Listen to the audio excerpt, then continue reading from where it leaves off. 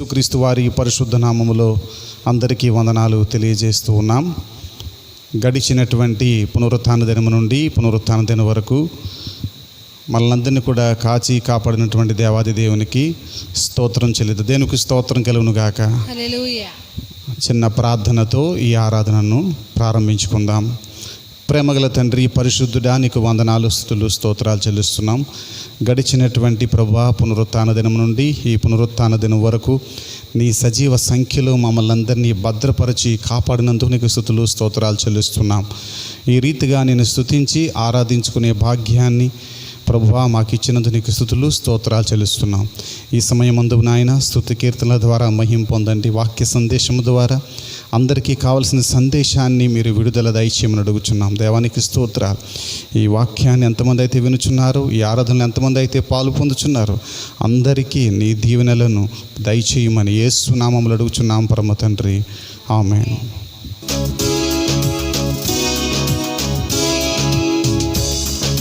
ప్రేమించేదన్ అధికముగా ఆరాధింతున్ ఆశక్తితో, ప్రేమించేదన్ అధికముగా ఆరాధింతున్ ఆశక్తితో, నిన్ను పూర్ణ మనసుతో ఆరాధింతున్ నిన్ను పూర్ణ బలముతో, ప్రేమించేదన్ నిన్ను పూర్ణ మనసుతో ఆరాధింతున్ నిన్ను పూర్ణ బలముతో, ప్రేమించేదన్. ఆరాధన ఆరాధన ఆరాధన ఆరాధన ఆరాధన ఆరాధన ఆరాధన ఆరాధన. ఎబినేజరే ఎబినేజరే ఇంతవరకు ఆదుకున్నవే, ఎబినేజరే ఎబినేజరే ఇంతవరకు ఆదుకున్నవే, అయ్యా ఇంతవరకు ఆదుకున్నవే, అయ్యా ఇంతవరకు ఆదుకున్నవే. నిన్ను పూర్ణ మనస్సుతో ఆరాధింతున్ నిన్ను పూర్ణ బలముతో, ప్రేమించేదన్ నిన్ను పూర్ణ మనస్సుతో ఆరాధింతున్ నిన్ను పూర్ణ బలముతో, ప్రేమించేదన్. ఆరాధన ఆరాధన ఆరాధన ఆరాధన ఆరాధన ఆరాధన ఆరాధన. యెహోవా రాఫా యెహోవా రాఫా స్వస్థపరిచావే వందనమయ్యా, యెహోవా రాఫా యెహోవా రాఫా స్వస్థపరిచావే వందనమయ్యా, అయ్యా స్వస్థపరిచావే వందనమయ్యా, అయ్యా స్వస్థపరిచావే వందనమయ్యా. నిన్ను పూర్ణ మనసుతో ఆరాధింతున్ నిన్ను పూర్ణ బలముతో, ప్రేమించేదన్ నిన్ను పూర్ణ మనసుతో ఆరాధింతున్ నిన్ను పూర్ణ బలముతో, ప్రేమించేదన్. ఆరాధన ఆరాధన ఆరాధన ఆరాధన ఆరాధన ఆరాధన ఆరాధన ఆరాధన ఆరాధన స్తుతి ఆరాధన.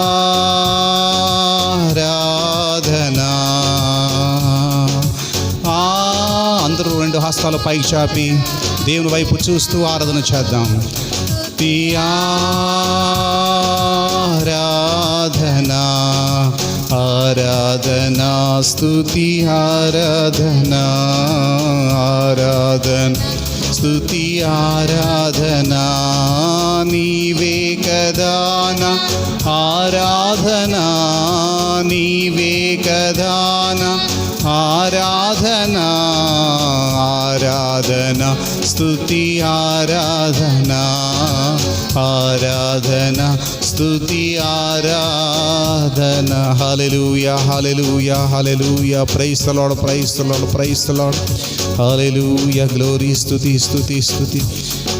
Praise the Lord praise. అందరూ దేవుని నామాన్ని స్తుతిద్దాం. Praise the Lord praise the Lord. ప్రభువా నీకు వందనాలు. గతించినటువంటి ఆదివారం నుండి ఆదివారం వరకు ప్రభువా నీ కృపలో కాపాడినందుకు వందనాలు. స్తోత్రం స్తోత్రం స్తోత్రం. ప్రేమగల తండ్రి పరిశుద్ధుడా నీకు వందనాలు. ఇంతవరకు ప్రభు ఆరాధనలో తోడై ఉన్నావు తండ్రి. ఈ సమయమందు ప్రభువా నీ దాసుని ఎత్తుపెట్టుకుని ప్రభు వాక్యం ద్వారా మా అందరితో మీరు మాట్లాడమని ప్రభువా వినగల చెవి గ్రహించగల మనసు అందరికీ దయచేయమని యేసు నామములో అడుగుచున్నాం పరమ తండ్రి. ఆమేన్. ప్రభువైన యేసుక్రీస్తు వారి అత్యున్నతమైన నామంలో మీ అందరికీ వందనాలు తెలియజేస్తూ ఉన్నాం. ఈ ఆదివార ఆరాధనకు మిమ్మల్ని అందరినీ ప్రేమతో ఆహ్వానిస్తూ ఉన్నాం. గతించిన వారం నుండి ఈ వారం వరకు ప్రభువారు మనందరినీ ఆయన అద్భుతమైన హస్తాల చాటున మరుగుపరిచి ఈ భయంకరమైన కరోనా వ్యాధి సమయాల్లో ప్రభువారు మనల్ని కాపాడుతూ సజీవుల సంఖ్యలో చేర్చి మనల్ని బ్రతికిస్తూ ఈ విధంగా దేవుని సన్నిధిలో చేరి దేవుని వాక్యాన్ని వినడానికి అలాగే వాట్సాప్ ద్వారా వాక్యాలు వినడానికి ప్రభువారు మనందరికీ మంచి కృపను ప్రసాదించారు. ఇందు నిమిత్తం దేవుని నామాన్ని మనం మహింపరచాలి. దేవుని వాక్యంలోనికి వెళ్దాం. పరిశుద్ధ బైబిల్ గ్రంథం నుండి 26వ కీర్తన మొదటి నుండి 1-2 చరణాలు చదువుతాను. జాగ్రత్తగా వినండి. ఇక్కడ దావీదు కీర్తన ఇది. దావీదు గారు ఈ విధంగా పాట రాస్తూ ఈ వాక్యాలైన రాశారు. యెహోవా నేను యథార్థవంతుడినై ప్రవర్తించుచున్నాను, నాకు తీర్పు తీర్చుము. ఏమియు సందేహపడకుండా యెహోవా యందు నేను నమ్మిక ఉంచి ఉన్నాను. యెహోవా నన్ను పరిశీలించుము, నన్ను పరీక్షించుము, నా అంతరింద్రియములను నా హృదయమును పరిశోధించుము అని చక్కటి కీర్తన దావీదు గారు రాసినట్టుగా మనం చూస్తాం. ఇక్కడ ఒక మంచి మాట ఉంది. ఏంటంటే నేను యథార్థవంతుడినై ప్రవర్తించుచున్నాను. తర్వాత మీరు నాకు న్యాయాన్ని తీర్చండి. ఏమియు అసలు కొంచెమైనా సందేహపడకుండా నేను నీ యందు నమ్మిక ఉంచాను, నన్ను పరిశీలించండి, నన్ను పరీక్షించండి, నా అంతరింద్రియములను నా హృదయమును పరిశోధించండి, పరిశోధించి మీరు నాకు న్యాయాన్ని మీరు తీర్చండి అంటూ దేవుని సన్నిధిలో ఆయన విజ్ఞాపన చేస్తున్నట్టుగా మనం చూస్తాం. ఇక్కడ దావీదు వలె మనం కూడా దేవుని యందు విశ్వాసం ఉంచిన మనము, యేసుక్రీస్తు ప్రభువారిని నమ్ముకొని రక్షింపబడిన మనము దేవుని మీద మనకుండేటువంటి నమ్మకాన్ని ఎప్పుడు ఆయన మీద మనం ఉంచే ప్రయత్నం చేయాలి. ఎలాంటి పరిస్థితులు ఎదురైనా, 600 106 కొన్ని సమయాల్లో వ్యాధి మనల్ని కృంగదీసిన, కొన్ని సమయాల్లో వ్యాధి మనల్ని మరణానికి గురి చేసినా సరే మన నమ్మకములో మన విశ్వాసములో ఎలాంటి సందేహము లేకుండా ప్రభువారి యందు పూర్తి నమ్మకాన్ని కలిగి మంచి దృఢ విశ్వాసాన్ని కలిగి ఈ విశ్వాసపు పందెపు రంగములో మనం ముందుకు సాగవలసిన వారమై ఉన్నాం. దావీదు దేవుని సన్నిధిలో మంచి సమర్పణ కలిగి ఈ మాటలు తెలియజేశాడు. ఆయన ఏమంటున్నారంటే ఏమీయూ సందేహపడకుండా నేను యెహోవా యందు నమ్మిక ఉంచి ఉన్నాను అంటున్నాడు. ప్రభునందు ప్రియమైనటువంటి విశ్వాసులందరికీ ఒక మాట తెలియజేస్తున్నాను. మనం కూడా దేవుని యందు అపారమైనటువంటి నమ్మిక కలిగి మంచి విశ్వాసము కలిగి కష్టాలు ఎదురైన, నష్టాలు మనకు సంభవించిన, వ్యాధి కృంగదీసిన, కొన్ని శోధనలు మనల్ని వెనుకకు లాగిన, లోకము మనల్ని అవహేళన చేసిన, అపార్థం చేసుకున్న, దేవుని పట్ల మనకుండేటువంటి నమ్మకాన్ని, దేవుని పట్ల మనకుండే విశ్వాసాన్ని సడలిపోనీయకుండా, అవిశ్వాసులంగా మారకుండా, సందేహపడకుండా, అనుమానపడకుండా దేవుని యందు పూర్తి విశ్వాసమును, పూర్తి నమ్మికను మనము కలిగి దేవుని సన్నిధిలో ఉన్నప్పుడు ప్రభువారు మనల్ని దీవిస్తారు. ఈ సందర్భంగా ఇంకొక మాట చెప్పి నేను త్వరపడి ముగిస్తానండి. యేసుక్రీస్తు ప్రభువారు పేతురు గారి గురించి కొన్ని విషయాలు మత్తయి సువార్త 26వ అధ్యాయంలో మనం చూస్తే యేసు ప్రభువారు పేతురు గురించి ఒక మాటను ఆయన తెలియజేశారు. నేను చదువుతున్నాను. 26వ అధ్యాయము 31వ వచనంలో మనం చదివితే, అప్పుడు యేసు వారిని చూచి, ఈ రాత్రి మీరందరూ నా విషయమై అభ్యంతర పడిదరు, ఏలయనగా గొర్రెల కాపరిని కొట్టుదును, మందలోని గొర్రెలు చెదిరిపోవును అని వ్రాయబడి ఉన్నది కదా. నేను లేచిన తరువాత మీకంటే ముందుగా గలిలయకు వెళ్ళెదన నేను. అందుకు పేతురు, నీ విషయమై అందరూ అభ్యంతర పడినను నేను ఎప్పుడునూ అభ్యంతర పడనని ఆయనతో పేతురు గారు చెప్పాడు. నేను త్వరలోనే సిలువ మీదకి వెళ్ళబోతూ ఉన్నాను. శిష్యులందరూ మీరు చెదిరిపోవడానికి మీరు సిద్ధంగా ఉన్నారు. అలాగే సైన్యాధికారులు, సైన్యము, అక్కడుండేటువంటి రోమా ప్రభుత్వ అధికారులు మిమ్మల్ని హింసలకు పాలు చేస్తారు, మిమ్మల్ని చెదరగొట్టేస్తారు. అలాంటి సమయాల్లో మీరు నా విషయమై అభ్యంతర పడతారు, నా విషయమై మీరు సందేహపడతారు, నా విషయమై అనుమానాన్ని కలిగి మీరు జీవిస్తారు అని యేసుక్రీస్తు ప్రభువారు ఇలాంటి మాటలు వారికి తెలియజేస్తున్నప్పుడు పేతురు అందరికంటే ముందుగా అడ్వాన్స్డ్గా యేసు ప్రభు వారికి ఒక భరోసా ఇచ్చాడు. మనం పేతురు గారి గురించి అధ్యయనం చేస్తే అందరికంటే చాలా స్పీడ్గా ఒక అడుగు ముందుకు వేసేటువంటి క్రమంలో ఆయన ఉంటాడు. అలాగే పేతురు గారికి దుడుకు స్వభావి అని, దుందుడుకు స్వభావం కలిగి ఆ పనులన్నీ చేస్తాడని, కొన్నిసార్లు కంగారు మనిషి అని, ఇలాంటి వాక్యాలు బైబిల్లో కూడా ఉన్నాయి. దైవజనులు చెప్పగా మనం వింటాం. ఇక్కడ కూడా ఎవరు స్పందించినంత కంటే ముందుగా పేతురు గారు స్పందించి అంటాడు, ఎవరైనా అభ్యంతర పడతారేమో కానీ నేను మాత్రం అభ్యంతర పడనని యేసుక్రీస్తు ప్రభు వారితో పేతురు గారు చెప్పాడు. అలాంటి సమయాల్లో భవిష్యత్తును ఎరిగినటువంటి యేసుక్రీస్తు ప్రభువారు పేతురుతో ఈ విధమైన మాటల్ని ఆయన తెలియజేశారు. ఏం చెప్పారంటే, యేసు అతన్ని చూచి 26వ అధ్యాయం మత్తయి సువార్త 34వ వచనంలో మనం చూస్తే, యేసు అతన్ని చూచి, ఈ రాత్రి కోడి కూయక మునిపే నీవు నన్ను ఎరుగునని ముమ్మారు చెప్పెదవని నీతో నిశ్చయముగా చెప్పుచున్నాను అనేను.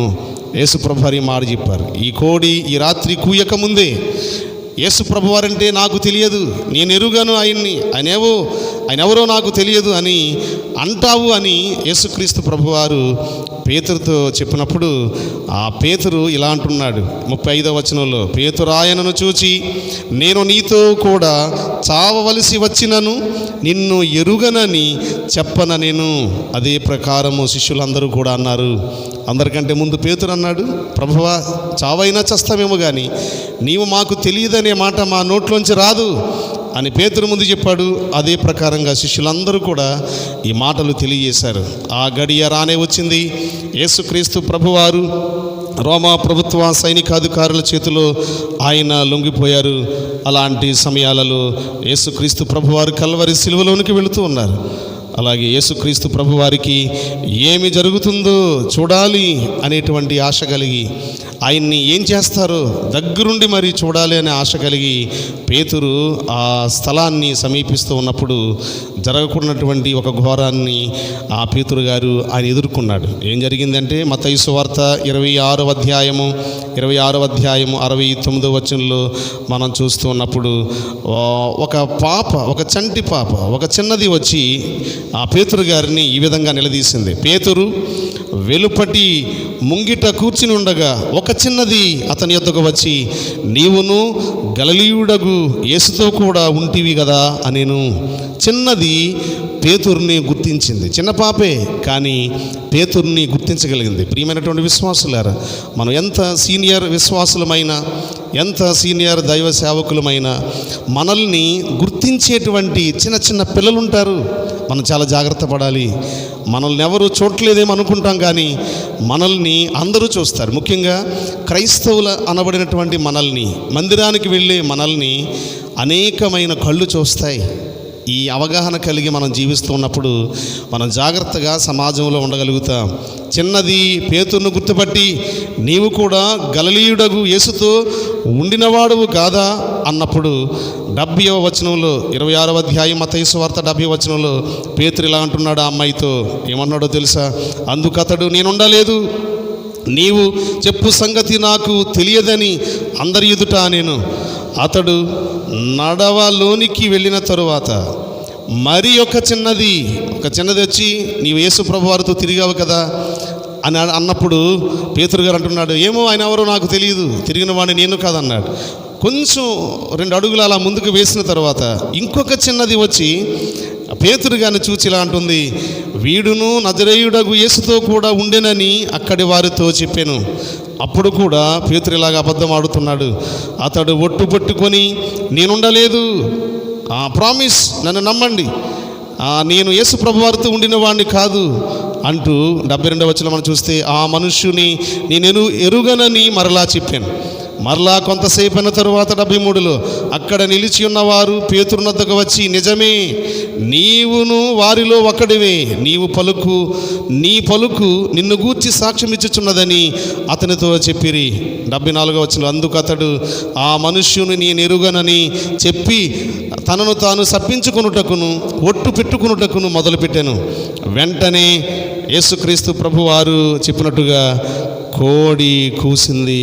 ఆ కోడి కూసిన వెంటనే ఇంతకుముందు యేసుక్రీస్తు ప్రభువారు చెప్పినటువంటి మాటలు ఆ పేతురు గారికి గుర్తుకొచ్చాయి. 26వ అధ్యాయము 34వ వచనంలో యేసు ప్రభువారు అన్నారు, యేసు అతన్ని చూచి, ఈ రాత్రి కోడి కూయక మునుపే నీవు నన్ను ముమ్మారు ఎరుగనని బొంకెదవని యేసు ప్రభువారు అన్నారు కదా. ఆ మాటలు ఆ పేతురు గారికి గుర్తుకొచ్చాయి. ఇక్కడ ఒక విషయాన్ని తెలియజేస్తాను. ఏంటంటే, పేతురు గారు యేసు ప్రభువారి శిష్యగణంలో ప్రాముఖ్యుడు, చాలా ప్రముఖుడు. అలాంటి ఆయన యేసు ప్రభువారు ఎవరో నాకు తెలియదని అతను అబద్ధం ఆడుతున్నప్పుడు, బొంకుతూ ఉన్నప్పుడు, పేతురు ఆడినటువంటి అబద్ధాన్ని అతనికి గుర్తు చేసింది ఏంటో తెలుసా? కోడి కోత.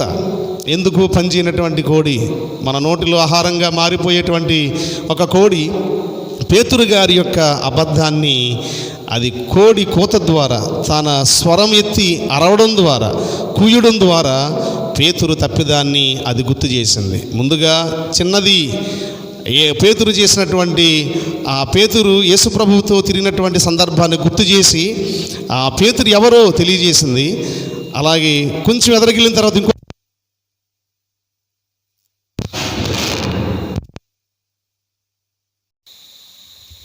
కాస్త దూరం వెళ్ళిన తర్వాత ఇంకొక చిన్నది.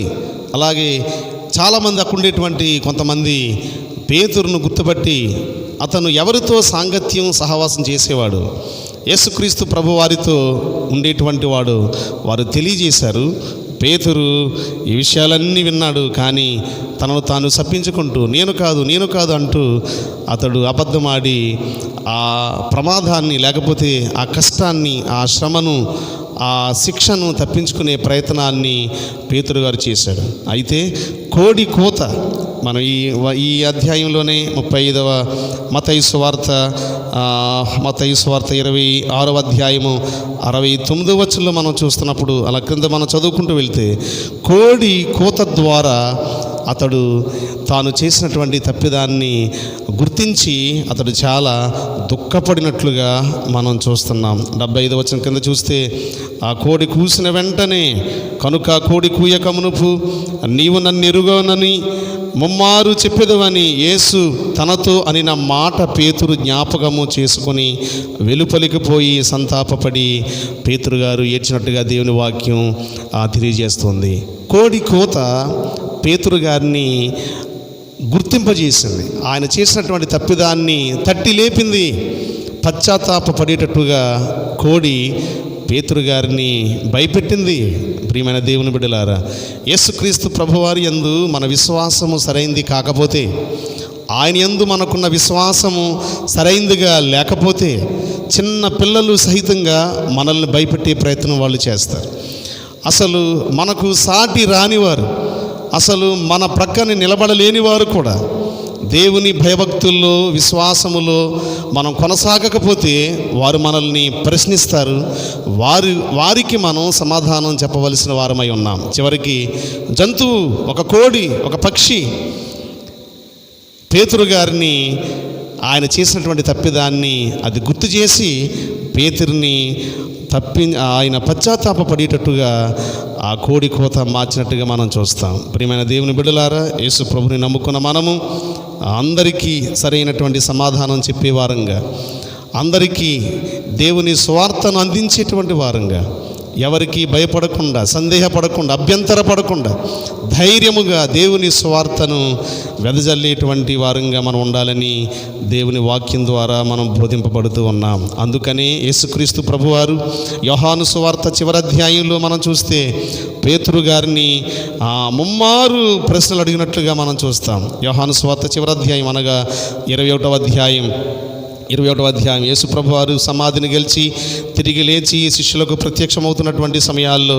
21వ అధ్యాయం 15లో వారు భోజనము చేసిన తరువాత యేసు సిమోను పేతురును చూచి, యోహాను కుమారుడు అయిన సిమోను, వీరికంటే నీవు నన్ను ఎక్కువగా ప్రేమించుచున్నావా అని యేసు ప్రభువారు పేతురుని అడిగారు. ఒకసారి అడిగారు, పేతురు గారు సమాధానం చెప్పాడు. ఏమని?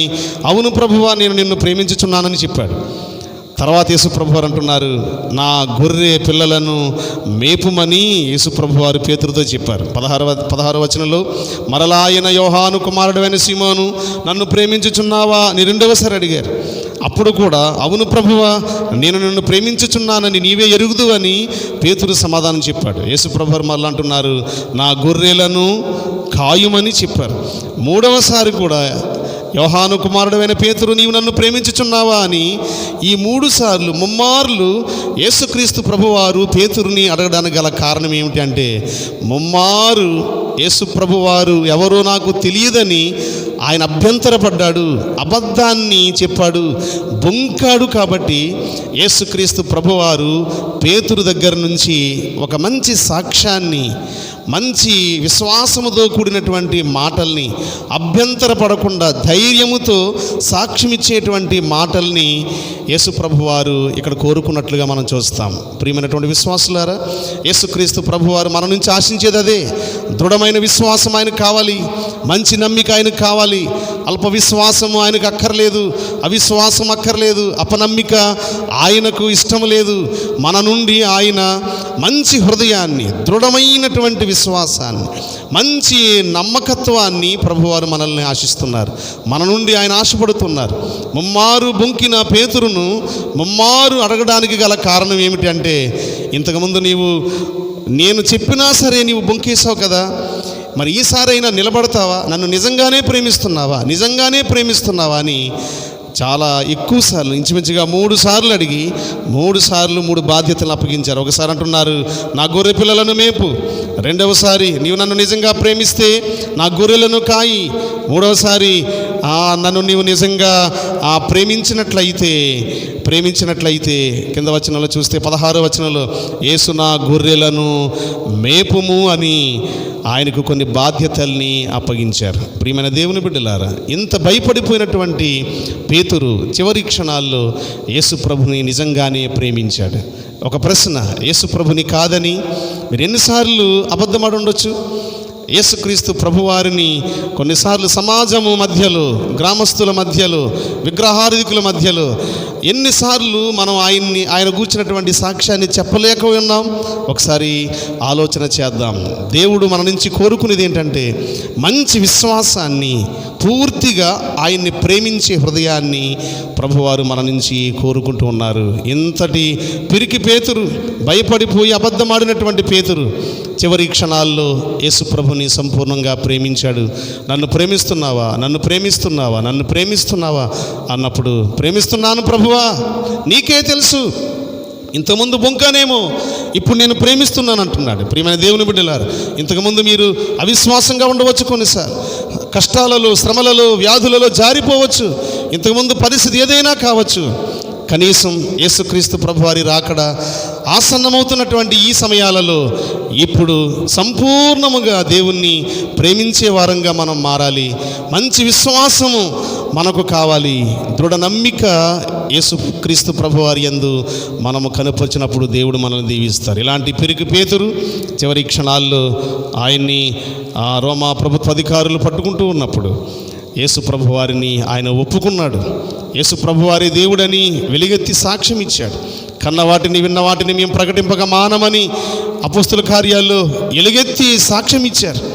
చివరికి ఆయనకి మరణశిక్ష విధించేటువంటి సమయం ఆసన్నమైనప్పుడు ఒక మాట చెప్పాడు, యేసు ప్రభు వారి వలె నేను మామూలుగా సిలువ వేయబడ్డానికి నాకు ఇష్టం లేదు, నాకు యోగ్యుడు కాదు. యేసు ప్రభు వారిని వేసినట్టుగా నేను వేస్తే ఆయనతో సమకాలీకుని అయిపోతాను. నన్ను అలా చేయవద్దు. నేను పాపిని, నేను యేసు ప్రభు వారి శిష్యుణ్ణి, ఆయనలా ఉండడానికి నాకు అర్హత లేదు, కాబట్టి నన్ను తలక్రిందులుగా సిలువ వేయండి అని చెప్పి ఎంతో దారుణమైనటువంటి, చాలా శ్రమను అనుభవిస్తూ కఠినతరమైనటువంటి తలక్రిందులుగా వేయబడిన సిలువను ఆయన వేయించుకొని చాలా గిజగిజ కొట్టుకుంటూ చివరి క్షణాల్లో యేసు ప్రభుని పూర్తిగా ప్రేమిస్తూ ఆయనకు దేవుని మీద ఉండే ప్రేమను అన్యజనులకు కనపరుస్తూ ఆయన గిలగిలా కొట్టుకుంటూ తన ప్రాణాన్ని వదిలినట్టుగా మనం చూస్తాం చరిత్రలో. ప్రియమైన దేవుని బిడ్డలారా, పిరికివాడి చివరిసారి మరణ సమయంలో ఆయన ధైర్యవంతుడిగా మారాడు. ఇంతకుముందు మీరు ఎలాంటి వారు దేవునికి అక్కర్లేదు. ప్రస్తుతం మీ పరిస్థితి, నా పరిస్థితి ఎలా ఉంది?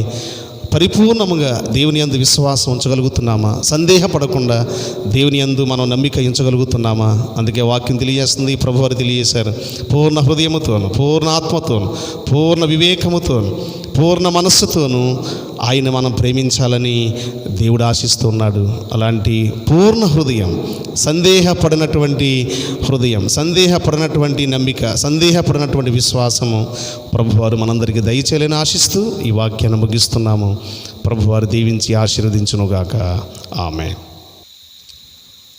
ప్రార్థన. పరిశుద్ధుడైన తండ్రి, మీ నామానికి స్తోత్రాలు. విన్న వాక్యాన్ని బిడ్డల హృదయాల్లో ముద్రించండి తండ్రి. మీ కొరకు ప్రతిష్ఠింపబడిన వారే నమ్మకముగా, సందేహపడకుండా, అభ్యంతరపడకుండా, భయపడకుండా ప్రభు ఈ కడవరి దినాల్లో మీరు రాకడ సమీపంగా ఉన్నటువంటి ఈ దినాల్లో బిడ్డలకు ధైర్యం ఇచ్చి పరిపూర్ణమైనటువంటి విశ్వాసమును మాకందరికీ మీరు దయచేయండి.